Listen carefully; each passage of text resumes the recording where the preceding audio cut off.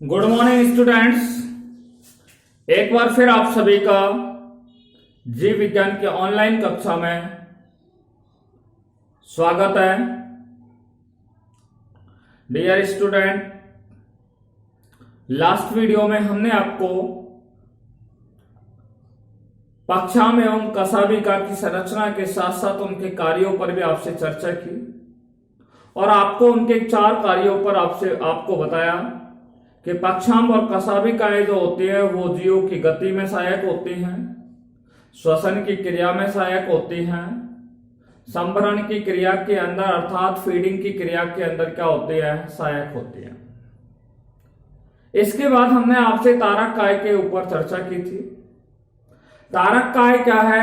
मैंने आपको बताया कि कोशिका का जो केंद्रक होता है, कोशिका होती है और कोशिका का केंद्रक होता है। इसी केंद्रक के पास ये क्या पाई जाती है, एक संरचना पाई जाती है जिसे क्या कहा जाता है, तारक काय कहा जाता है।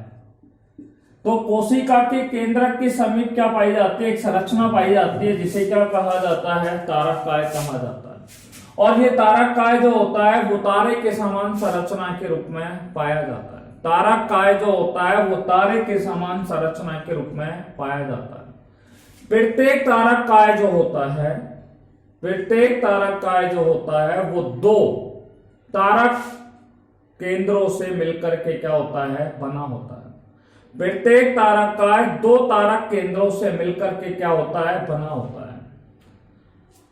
सामान्यतः हम देखते हैं इनकी संरचना को, तारक काय की संरचना को जब हम देखते हैं तो ये 2 कणों के रूप में क्या है, दिखाई देते हैं। तारक काय की संरचना को जब हम देखते हैं तो इनकी संरचना जो होती है वो 2 कणों के रूप में क्या है, दिखाई देती है।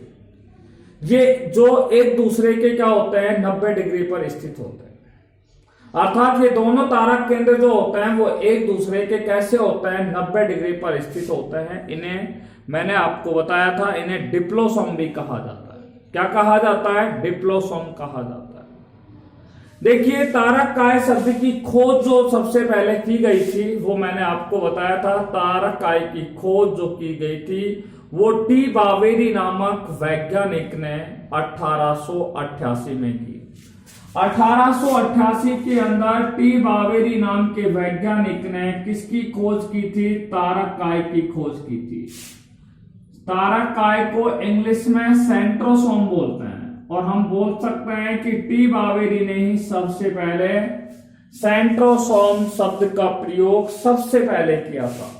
सेंट्रोसोम शब्द का प्रयोग सबसे पहले जो किया गया था वो टी बावेरी नाम के वैज्ञानिक के द्वारा ही किया गया था। ठीक है, देखिए इसके बाद हमने आपसे बात की थी अकेरेंस के बारे में।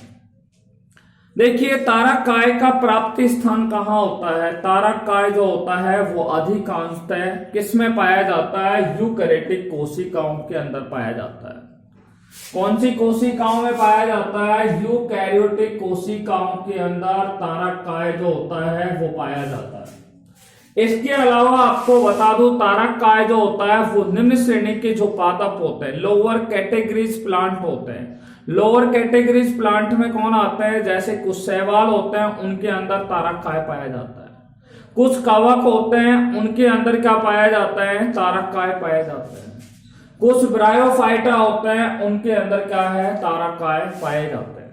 तो तारक काय क्या है कि यूकैरियोटिक कोशिकाओं के अलावा निम्न श्रेणी के पादप जैसे शैवाल होते हैं, कवक होते हैं, ब्रायोफाइटा होते हैं, इनके अंदर क्या पाए जाते हैं, तारक काय पाए जाते हैं। तारक काय पाए किस में नहीं जाते हैं, मैं आपको बता दूं, तारक काय या तो प्रोकैरियोटिक कोशिकाओं में नहीं पाए जाते हैं। प्रोकैरियोटिक कोशिकाओं के अंदर तारक काय का क्या होता है, अभाव होता है। Centrosome is absent in prokaryotic cells. ठीक है, साथ में मैंने आपको बताया कि किन के अंदर नहीं पाया जाता, हायर कैटेगरी प्लांट जो होते हैं, उच्च श्रेणी के जो पादप होते हैं, खासतौर से आवर्तबीजी पादप होते हैं, जिम्नोस्पर्म प्लांट होते हैं, उनके अंदर भी क्या है, तारक काय का क्या होता है, अभाव होता है। तारक काय का क्या होता है, अभाव होता है। इनके अंदर भी तारक काय नहीं पाया जाता है। देखिए, आज जो हम आपसे चर्चा करेंगे वो हम बात करेंगे। तारक काय की साइज के बारे में बात करेंगे, तारक काय की केमिकल कंपोजिशन के बारे में बात करेंगे। उसके बाद हम तारक काय की संरचना और कार्यों पर हम आपसे आज चर्चा करने वाले हैं। ठीक है, तो सबसे पहले हम बात करते हैं साइज ऑफ सेंट्रोसोम। तारक काय की संरचना के बारे में आपसे बात कर रहे हैं। देखिए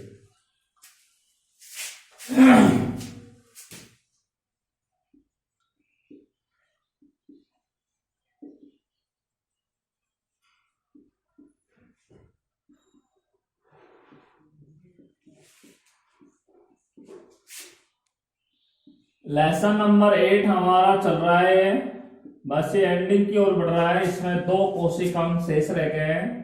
cell the unit of life, cell the unit of life, unit of life, ये हमारा चैप्टर का नाम है। और आज का जो हम टॉपिक बात करेंगे वो है साइज ऑफ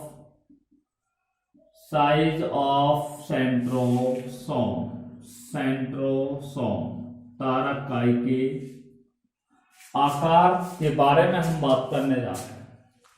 देखिए जो सेंट्रोसोम होता है, सेंट्रोसोम जो होता है, सेंट्रोसोम में क्या पाए जाते हैं? सेंट्रियोल पाए जाते हैं। सेंट्रोसोम में तारक काय के अंदर क्या पाए जाते हैं? सेंट्रियोल पाए जाते हैं। सेंट्रियोल जो होते हैं वो बेलनाकार संरचना के रूप में क्या है? पाए जाते हैं।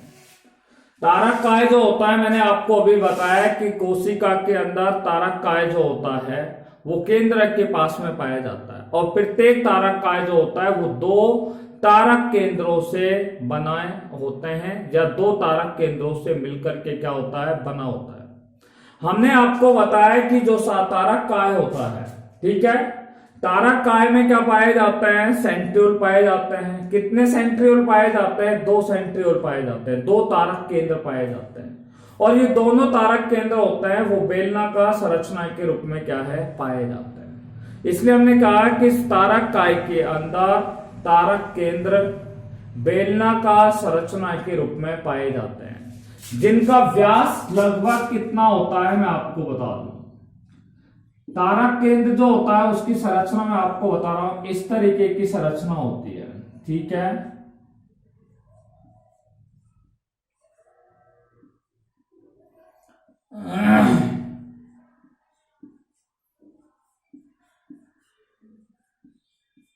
एक 2 3 4 5 6 7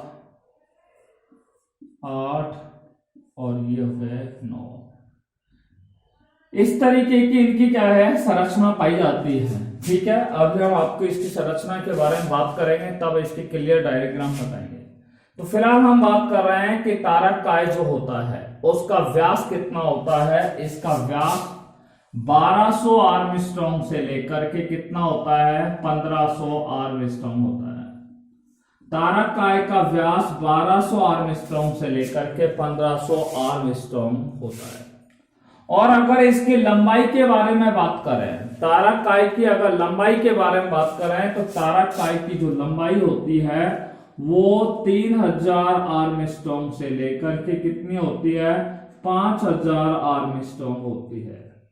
तारक काय की लंबाई 3000 से 5000 आर्मस्ट्रॉन्ग होती है। तारक काय का व्यास 1200 आर्मस्ट्रॉन्ग से 1500 आर्मस्ट्रॉन्ग होता है। मैं आपको बता दूं, कोशिका द्रव के अंदर, ठीक है, तारक काय जो होता है वो कोशिका द्रव के अंदर आकार में छोटे होते हैं और गहरे रंग की कणिकाओं के रूप में क्या है? कोशिका द्रव के अंदर निलंबित पाए जाते हैं या निलंबित होते हैं। निलंबित का मतलब उस कोशिका द्रव के अंदर ये पाए जाते हैं। तो तारक काय जो होता है वो कोशिका द्रव के अंदर छोटी गहरे रंग की कणिकाओं के रूप में कोशिका द्रव के अंदर क्या है? पाए जाते हैं। तो साइज आपको पता लग गया, व्यास 1200 आर्मस्ट्रॉन्ग से लेकर के 1500 आर्मस्ट्रॉन्ग होता है, लंबाई 3000 आर्मस्ट्रॉन्ग से लेकर के 5000 आर्मस्ट्रॉन्ग होती है। देखिए अब हम जो आपसे चर्चा करने जा रहे हैं वो है केमिकल कंपोजिशन ऑफ सेंट्रोसोम, तारक काय के यानी कि रासायनिक संगठन। देखिए तारक काय का रासायनिक संगठन पर हम आपसे बात कर रहे जा रहे हैं। केमिकल कंपोजिशन ऑफ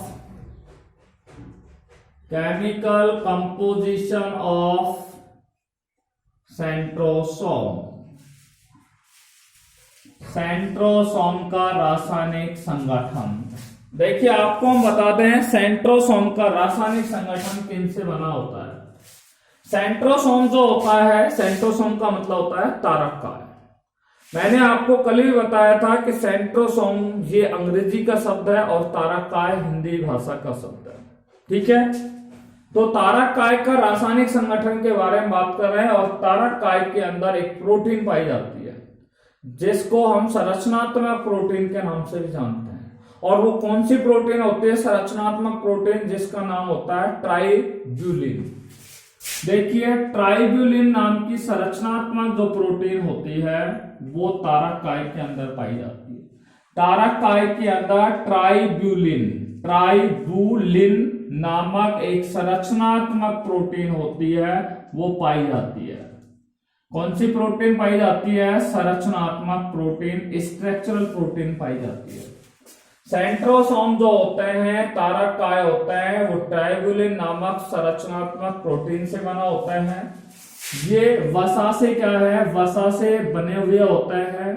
साथ में ये एटीपेज एंजाइम से क्या है? बने हुए होते हैं। कौन से एंजाइम से? एटीपेज एंजाइम से बने होते हैं।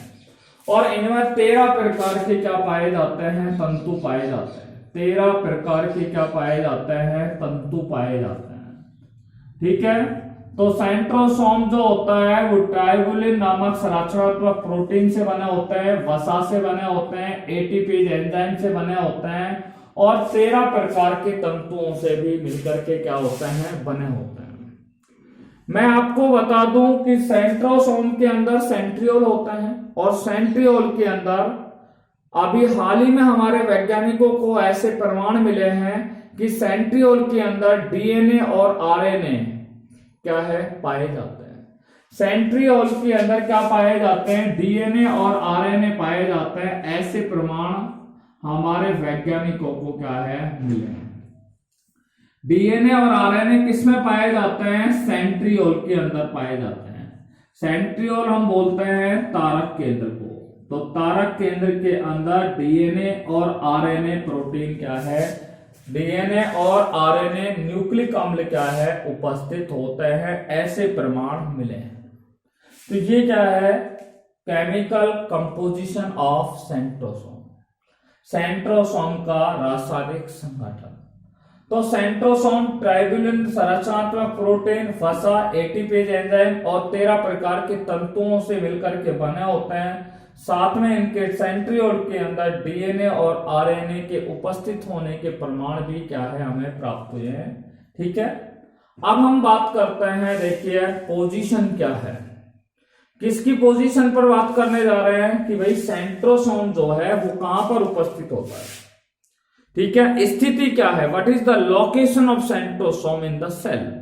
कोशिका के अंदर तारक काय जो होता है वो किस स्थिति में पाया जाता है, किस लोकेशन में पाया जाता है, किस पोजीशन में पाया जाता है, उस पर हम आपसे बात करने जा रहे हैं। हालांकि हम आपको बता चुके हैं, यहाँ पे हम जो बात करने जा रहे हैं वो है position of centrosome. Position of centrosome, तारक काय की स्थिति, सेंट्रोसोम। देखिए मैंने आपको बताया कि कोशिका होती है, कोशिका के अंदर ये क्या है? केंद्रक होता है। और केंद्रक के अंदर इस तरीके की क्या पाई जाती है? संरचनाएं पाई जाती है। ठीक है, जिससे हम क्या कहते हैं? तारक काय कहते हैं। तो कोशिका के केंद्रक के पास क्या पाया जाता है? तारक काय पाया जाता है। ठीक है, कोशिका विभाजन के समय मैं आपको बता दूं, जब कोशिका विभाजन की क्रिया में भाग लेती है तो कोशिका विभाजन के समय तारक काय में उपस्थित जो तारक केंद्र होते हैं, तारक काय में उपस्थित जो तारक केंद्र होते हैं वो तारक केंद्र कहां आ जाते हैं? केंद्रक के ध्रुवों पर आ जाते हैं। केंद्रक है और केंद्रक के ध्रुवों पर आ जाते हैं। कौन आ जाते हैं? मैंने आपको बताया कोशिका विभाजन के समय तारक केंद्र जो होता है या सेंट्रियोल जो होता है वो केंद्र के प्रत्येक ध्रुव पर आ जाता है। ये बात समझ आ गई होगी। यानी कि कोशिका विभाजन के समय तारक काय में उपस्थित जो तारक केंद्र होते हैं वो तारक केंद्र कहाँ आ जाते हैं, केंद्र के ध्रुव होते हैं। ठीक है, तो ये केंद्र के ध्रुवों पर क्या आ जाते हैं, तारक केंद्र आ जाते हैं। क्या आ जाते हैं, तारक केंद्र आ जाते हैं। और इन्हीं तारक केंद्रों से क्या बनता है, यहां पर इस तरीके की संरचना बनती है, जिन्हें हम क्या है, एस्ट्रल रेज के नाम से इन्हें जाना जाता है। एस्ट्रल किरणों के नाम से इन्हें जाना जाता है। एस्ट्रल किरणें और रेसे यहां से क्या है, बनते हैं। मैं एक बार फिर आपको बता रहा हूं कि जब कोशिका विभाजन की क्रिया होती है, कोशिका में कोशिका विभाजन होता है, तो तारक काय में उपस्थित तारक केंद्र जो होते हैं वो ये केंद्र के ध्रुवों पर आकर के क्या हो जाते हैं, व्यवस्थित हो जाते हैं, या केंद्र के ध्रुवों पर क्या है, आ जाते हैं। आने के पश्चात इन तारक केंद्रों से यहाँ पर किन का निर्माण होता है, एस्ट्रल किरणों का और रेसों का क्या होता है, निर्माण होता है, जो बाद में किसका निर्माण करते हैं, तुर्क तंतुओं का निर्माण करते हैं, जो स्पिंडल फाइबर्स का निर्माण करते हैं। तो किनका निर्माण करते हैं, तुर्कों का, या तुर्क में बोले तो इनको इंग्लिश में बोलते हैं स्पिंडल फाइबर्स का क्या करते हैं, निर्माण करते हैं। तो कोशिका के अंदर तारक केंद्र होता है, सॉरी तारक काय के अंदर तारक केंद्र होता है। तारक केंद्र कोशिका विभाजन के समय केंद्र के कहां आ जाता है, ध्रुवों पर आ जाता है। ध्रुवों पर आने पर ये तारक केंद्र एस्ट्रल किरणें और रेसों का क्या करता है, निर्माण करता है, और इन्हीं से फिर बाद में किन का निर्माण होता है, तुर्को तंतुओं का निर्माण होता है, स्पिंडल फाइबर्स का क्या होता है, निर्माण होता है। मैं आपको बता दूं सेंट्रोसोम का मुख्य कार्य जो होता है, सेंट्रोसोम का जो मुख्य कार्य होता है, तारक काय का एक ही मुख्य कार्य होता है, कोशिका विभाजन प्रारंभ करना। कोशिका विभाजन प्रारंभ करना ये मुख्य कार्य होता है, और साथ में उस कोशिका विभाजन को नियंत्रण में रखना। ठीक है, तो सेंट्रोसोम का मुख्य कार्य क्या होगा, कोशिका में कोशिका विभाजन प्रारंभ करना और उसका क्या करना, नियंत्रण करना। ये को तारक काय का एक क्या होता है, मुख्य कार्य होता है। This is the main functions of centrosome. ठीक है, to start the cell division in the cell and controlling the cell division in cell. कोशिका के अंदर कोशिका विभाजन को प्रारंभ करना और कोशिका विभाजन को नियंत्रित करना। इसलिए मैं आपको बता दूं तारक काय को विभाजन केंद्रक भी कहा जाता है, सॉरी तारक काय को विभाजन केंद्र भी कहा जाता है, डिवीजन सेंटर भी कहा जाता है। Centrosome is known as a division centre. तारक काय को क्या कहा जाता है, एक विभाजन केंद्र भी क्या है, कहा जाता है। ठीक है, देखिए अब हम बात करते हैं, ये हमने बात कर लिया है पोजीशन के बारे में। पोजीशन मैंने बता दी कि कोशिका के अंदर केंद्र के समीप तारक काय पाया जाता है। ठीक है, और कोशिका विभाजन के पश्चात तारक काय जो होता है, ठीक है, उस तारक काय में उपस्थित तारक केंद्र कहां पर व्यवस्थित हो जाते हैं, या कहां पर आ जाते हैं, केंद्र के ध्रुवों पर आ जाते हैं, जिनसे एस्ट्रल किरणों का या रेसों का निर्माण होता है, और इनसे तुर्क तंतुओं का क्या होता है, निर्माण होता है। ठीक है, अर्थात एक कोशिका विभाजन की क्रिया को प्रारंभ करना और उनके नियंत्रण की क्रिया में क्या होते हैं, ये सहायक होते हैं। कौन, सेंट्रोसोम सहायक होते हैं। देखिए बात करते हैं हम नेक्स्ट टॉपिक पर, जो हमारा आज का टॉपिक है, और वो है स्ट्रक्चर ऑफ सेंट्रोसोम।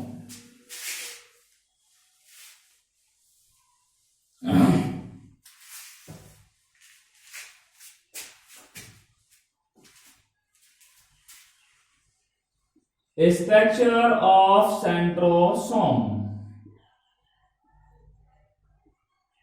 सेंट्रोसोम तारक काय की संरचना। देखिए तारक काय की संरचना पर हम आपसे बात करने जा रहे हैं। ठीक है।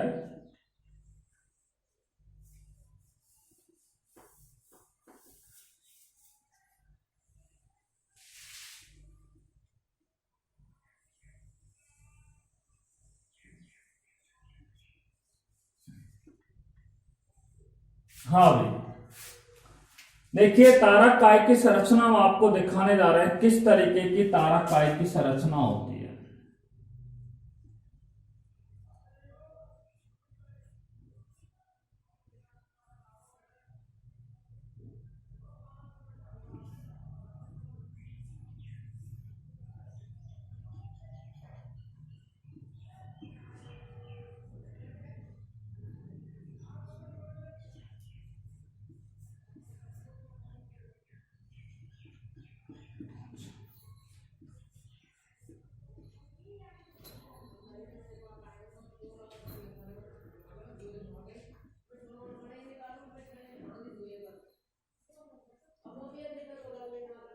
हाँ भाई,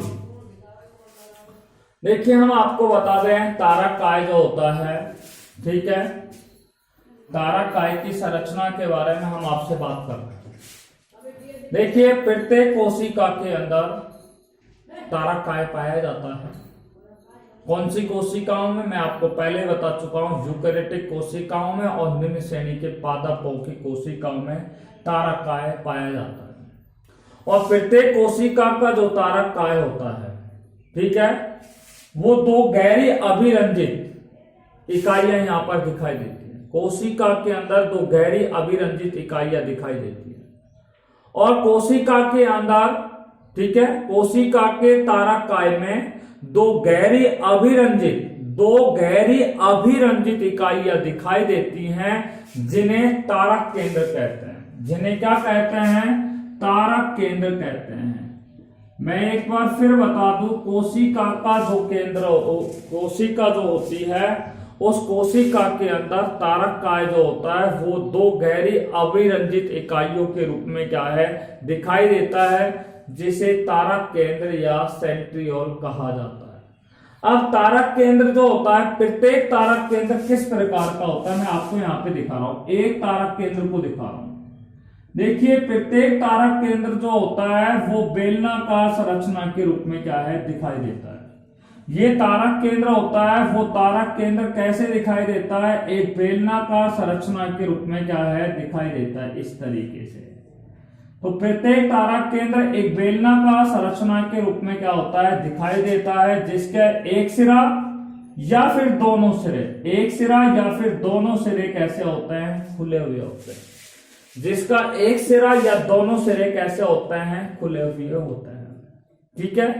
सेंट्रोसोम के दोनों सेंट्रियोल, सेंट्रोसोम के या तारक काय के दोनों तारक केंद्र एक दूसरे के 90 डिग्री कोण पर क्या होते हैं, स्थित होते हैं।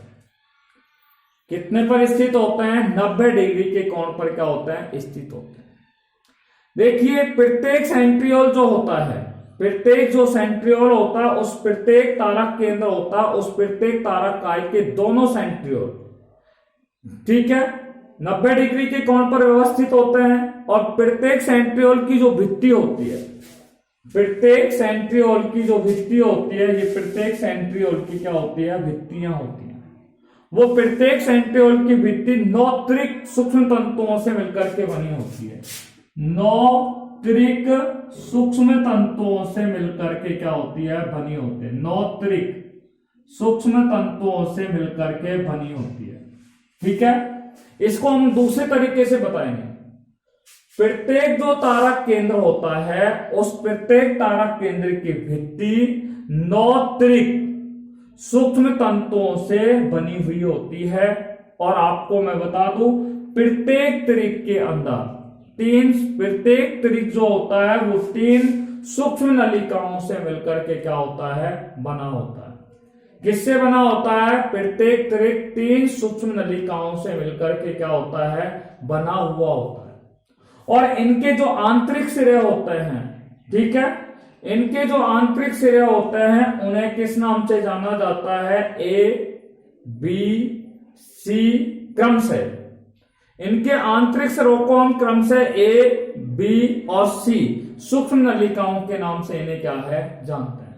ठीक है, देखिए मैं आपको अब इसकी संरचनाओं को, ये तो हमने दूसरे तरीके से बताया, डायरेक्ट हम आपको यहाँ पे बोल रहे हैं कि प्रत्येक सेंट्रियोल जो होता है उसकी भित्ति, प्रत्येक तारा केंद्र की भित्ति 9 त्रिक सूक्ष्म तंतुओं से मिलकर के बनी होती है, और प्रत्येक सूक्ष्म तंतु जो होता है या प्रत्येक जो त्रिक होता है उसमें 3 सूक्ष्म नलिकाओं से क्या है बना होता है। प्रत्येक त्रिक 3 सूक्ष्म नलिकाओं से मिलकर के क्या होता है बना हुआ होता है, और इनके आंतरिक सिरे को हम क्रम से ABC के नाम से क्या है जाना जाता है।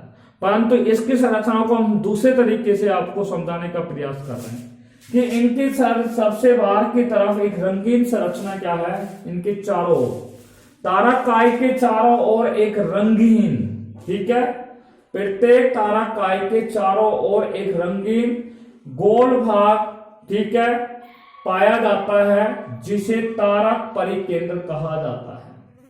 प्रत्येक तारक के चारों ओर एक गोल भाग पाया जाता है जिसे तारक परिकेंद्र, जिसे क्या कहा जाता है, तारक परिकेंद्र कहा जाता है, जिसे सेंट्रोस्फीयर इंग्लिश में बोलते हैं, जिसे सेंट्रोस्फीयर क्या है कहा जाता है।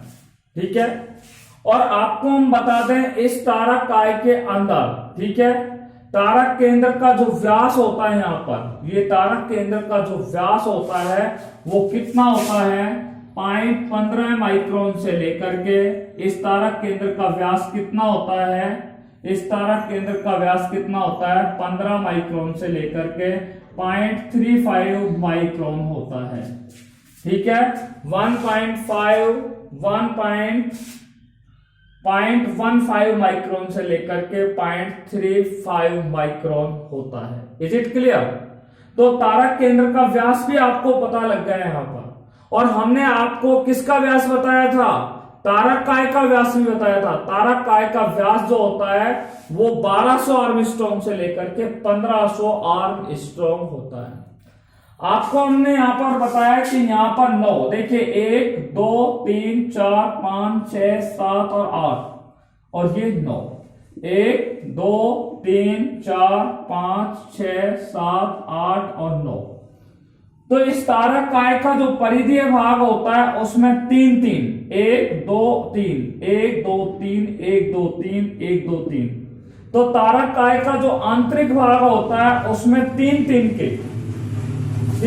के समूह के रूप में, 3-3 के समूह के रूप में क्या पाए जाते हैं, ये सूक्ष्म नलिकाएं क्या है, 9 सूक्ष्म नलिकाएं यहां पर क्या है पाई जाती है। ठीक है, या आपको हमने यहां पर बोला था 9 त्रिक सूक्ष्म तंतु क्या है यहां पर पाए जाते हैं, और प्रत्येक जो त्रिक होता है उसमें कितनी नलिकाएं होती हैं, 3 सूक्ष्म नलिकाओं से मिलकर के क्या होता है बना होता है। और ये एक क्या है डंडे से या पग डंडे से क्या होता है जुड़ा हुआ होता है। इसकी तुलना है वो बैलगाड़ी के पहिए से की गई है। किससे की गई है, बैलगाड़ी के पहिए से की गई है, और यहाँ पे इनके सबसे केंद्रीय भाग में क्या होती है, एक धुरीनुमा संरचना पाई जाती है। ठीक है, तो ये धुरीनुमा संरचना होती है केंद्रीय भाग में, और परिधीय भाग में क्या पाए जाते हैं, इस प्रकार के 9 त्रिक सूक्ष्म तंतु यहाँ पर क्या है पाए जाते हैं। ये हो गई सेंट्रोसोम की संरचना। मैं आपको बता दूं कोशिका में जब कोशिका विभाजन होता है तो कोशिका विभाजन की प्रारंभिक अवस्था होती है वो इंटरफेज अवस्था होती है। इंटरफेज अवस्था में केवल एक ही सेंट्रियोल उपस्थित होता है। कोशिका की इंटरफेज अवस्था में केवल एक ही सेंट्रियोल क्या होता है उपस्थित होता है, परंतु जब कोशिका विभाजन स्टार्ट हो जाता है तो कोशिका विभाजन के समय सेंट्रियोल जो होता है, तारक केंद्र जो होता है, वो 2 भागों के अंदर क्या है बंट जाता है। एक बार फिर सुन लीजिए, कोशिका की जो इंटरफेज अवस्था होती है, कोशिका की जो इंटरफेज अवस्था होती है, उस इंटरफेज अवस्था में केवल एक ही तारक केंद्र पाया जाता है।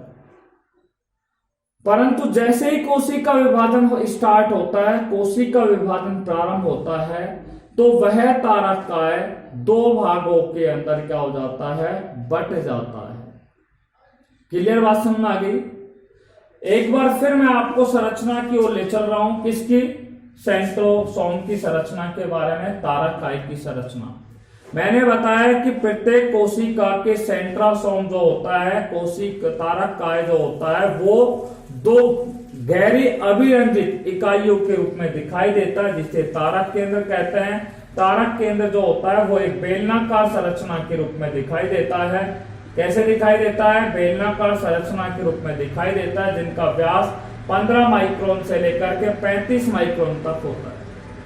दूसरा मैंने आपको बताया, इनका या तो एक सिरा खुला हुआ होता है या फिर इनके दोनों सिरे कैसे होते हैं? खुले हुए होता है। एक सिरा खुला हुआ होता है या दोनों सिरे कैसे होते हैं? खुले हुए होता है। ठीक है। सेंट्रोसोम के दोनों सेंट्रियोल जो होते हैं वो एक दूसरे के 90 डिग्री के कोण पर क्या होते हैं? स्थित होते हैं। प्रत्येक सेंट्रियोल की जो भित्ति होती है, उस भित्ति के अंदर 9 1 2 3 4 5 6 7 8 9 अतिरिक्त सूक्ष्म तंतु क्या है? पाए जाते हैं। या हम कह सकते हैं कि प्रत्येक जो सेंट्रियोल की भित्ति होती है वो 9 अतिरिक्त सूक्ष्म तंतुओं से मिलकर के क्या होता है? बना होता है। इनका आंतरिक जो सिरा होता है, ठीक है, या हम एक बात और बता दें कि इनके प्रत्येक जो त्रिक होता है उसमें 3 सूक्ष्म नलिकाएं पाई जाती है। कितनी नलिकाएं पाई जाती है? प्रत्येक त्रिक के अंदर 3 सूक्ष्म नलिकाएं पाई जाती है। और इनके आंतरिक सिरे में क्रमशः A, B, C सूक्ष्म नलिकाओं के नाम से उन्हें क्या है? जाना जाता है।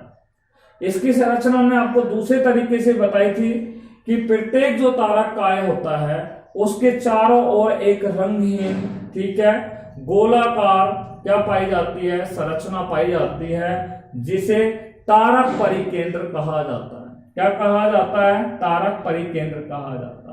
इस तारक परिकेंद्र के अंदर 3-3 के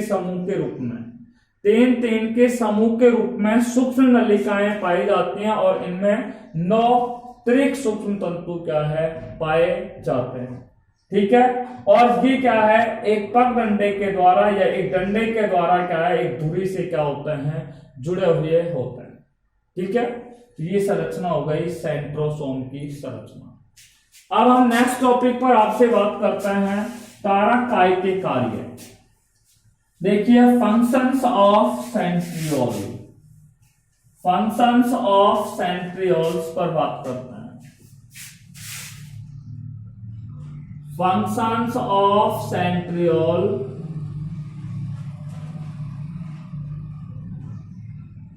तारक काय के या सेंट्रोसोम, ठीक है, दोनों के देखिए फंक्शंस ऑफ सेंट्रोसोम, तारक काय के कार्य।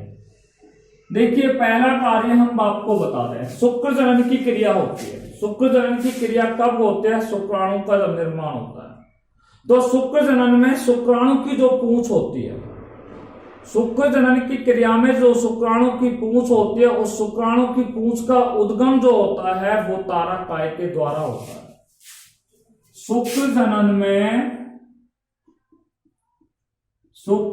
में शुक्राणु की जो पूंछ होती है, शुक्राणु की पूंछ का जो उद्भव होता है, वो किसके द्वारा होता है? तारक काय के द्वारा होता है। ये पहला कार्य हो गया। तो शुक्र जनन में शुक्राणु की पूंछ का निर्माण या शुक्राणु की पूंछ का उद्भव तारक काय के द्वारा होता है। नंबर 1 बात।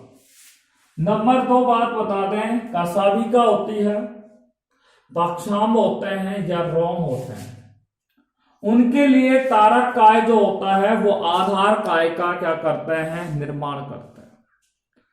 पक्षांब, कशाभिका और रोम आदि के लिए तारक काय क्या बनाते हैं? आधार काय का क्या करते हैं? निर्माण करते हैं।